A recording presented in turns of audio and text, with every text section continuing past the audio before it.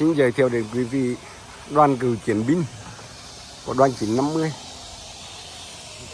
đến dân hương tại nghĩa trang liệt sĩ ở Vị Xuyên, Hà Giang.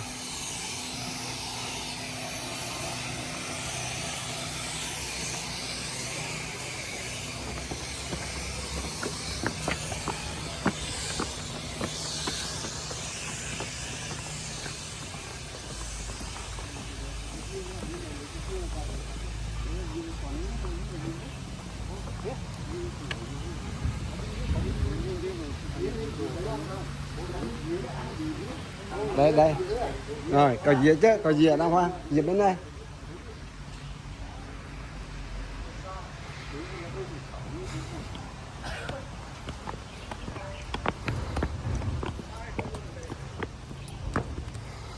Có dĩa đây anh ơi.